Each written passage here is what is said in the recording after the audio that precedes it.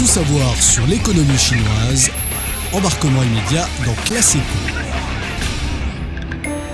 Le vent de l'IA souffle enfin sur le marché de jouets, alors que lunettes connectées, écouteurs intelligents et smartphones intégrant cette technologie peinent à se démarquer.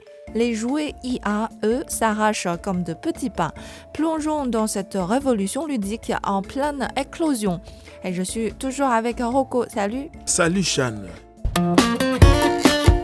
Pour commencer, je dois vous partager une vidéo que j'ai regardée récemment. C'est un monsieur qui a fait une vidéo pour montrer son nouveau jouet, un robot humanoïde à la taille d'un homme adulte pour lequel il a dépensé 300 000 yuan. Dès qu'il a allumé le robot, ça a l'air de s'animer. Il marchait comme un guerrier en armure et c'est très impressionnant. Et le monsieur a dit qu'il a eu la même sensation que quand il était gamin et qu'il recevait un gros jouet. Vraiment, 300 000 yuan, c'est une grosse fortune. Hein? C'est vrai.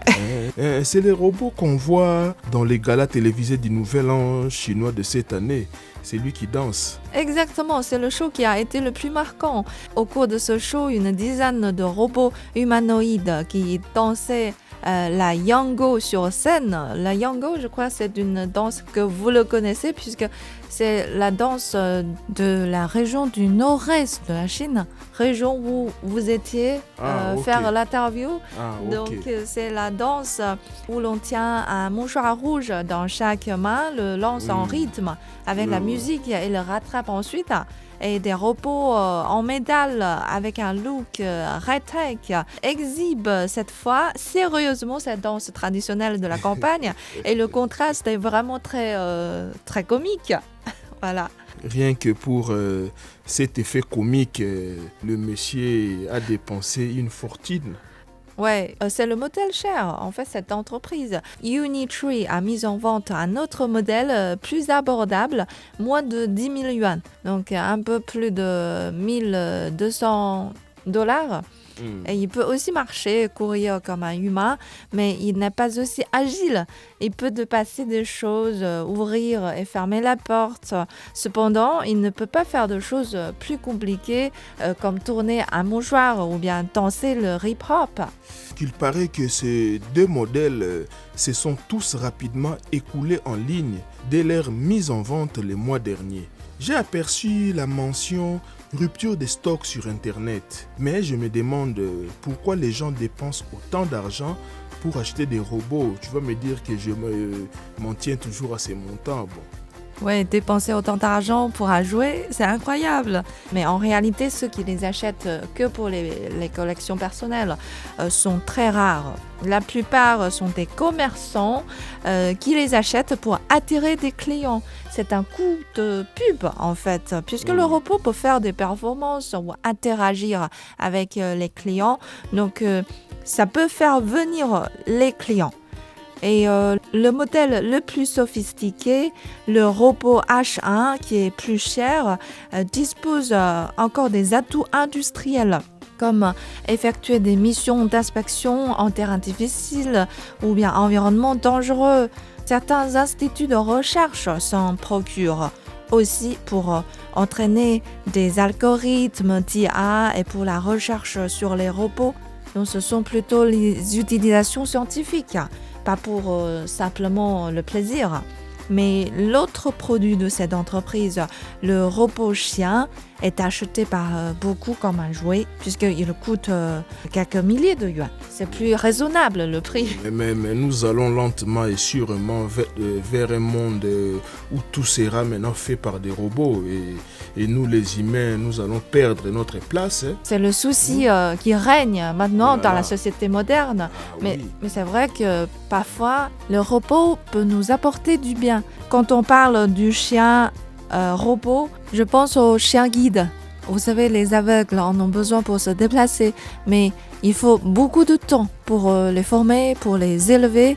Et si ce genre de chien robot peut faire ce genre de tâches, ça facilite les choses. Oui, d'ailleurs, vous parlez de le robot chien, j'imagine qu'il peut aussi saluer son maître, secouer la queue, aboyer.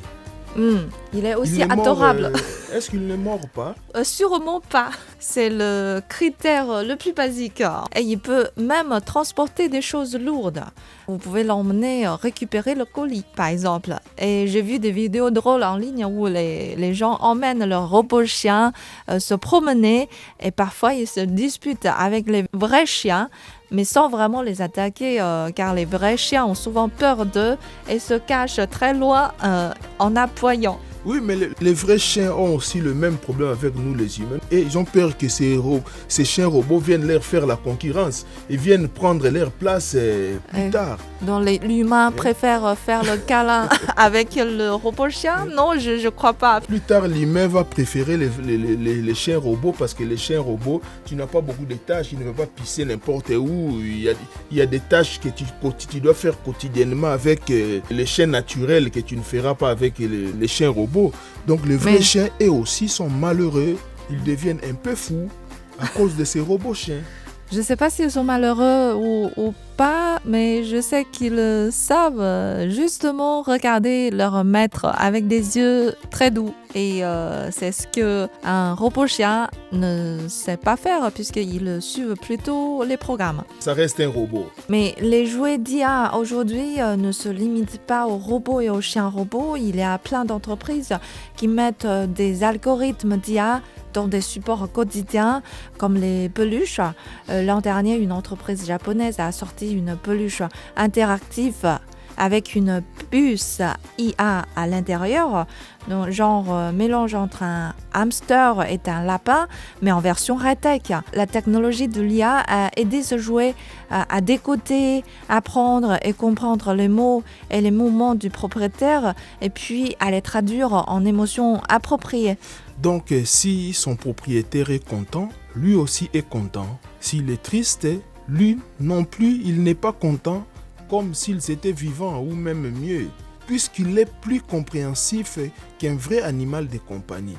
Il ne se fâche jamais, il est complètement centré sur le maître.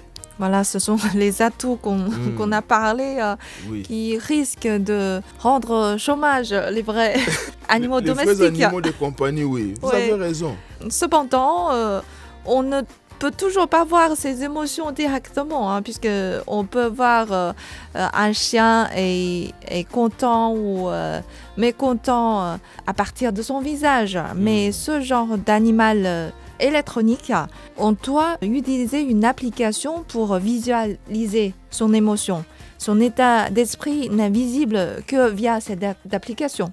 Ah là, c'est quand même une différence parce qu'avec un vrai chien, vous voyez à travers son regard qu'il est triste ou il est content et ça vous affecte personnellement. Et on sent vraiment son affection envers son maître. Et là, il faut voir dans une application, mais c'est déjà un jouet qu'on n'aurait même pas pu imaginer quand on était petit. Ça, c'est un avantage. On n'a rien à faire pour en prendre soin. Il peut nous parler super calmement, nous tenir compagnie. Les enfants vont adorer ça. C'est ça. Et les parents vont aussi les adorer puisque c'est leur assistant parfait. Puisque tous les parents ont cette expérience. Parfois, ils disent des choses qui ne sont pas toujours efficaces. Mais si c'est un jouet préféré des enfants qui dit ça, ça pourrait être plus convaincant. Oui, parce que les enfants prennent toujours leurs jouets comme des vrais amis. Ils sont toujours collés à leurs jouets. Ils sont dans le même camp. Oui, s'il a un jouet parlant qui lui dit ce qu'il doit faire, peut-être qu'il peut s'exécuter pour faire plaisir à son jouet. C'est ça. C'est ça. Parfois, ils sont là en train de bavarder avec leurs jouets, à le faire parler. Et là, maintenant, ils ont un jouet qui peut communiquer avec eux. Communiquer avec, et voilà. Et quand on était petit, d'ailleurs, on rêvait tous que nos jouets préférés puissent s'animer et nous parler. Maintenant, grâce à l'IA, les jouets peuvent vraiment devenir vivants. Et probablement tous vos jouets peuvent devenir vivants. Une entreprise chinoise a sorti il y a quelques mois un accessoire IA. Vous pouvez l'accrocher à n'importe quel jouet en peluche et hop, le jouet devient intelligent. Il dispose d'un cerveau IA. Et il peut même copier la voix des parents pour raconter des histoires. Ou vous pouvez aussi choisir plein d'accents. Vous savez, il y a plein d'accents en Chine, donc, comme le cantonais, le sichuanhua et aussi Il peut aussi imiter la voix des personnages de dessins animés. Ah, c'est super. Il ne faut que quelques centaines de yuan pour rendre vivant ces jouets. Et là, on peut essayer. Oui, c'est ça. Et avant, les fabricants n'avaient pas de préférence particulière pour les grands modèles d'IA utilisés par ces jouets.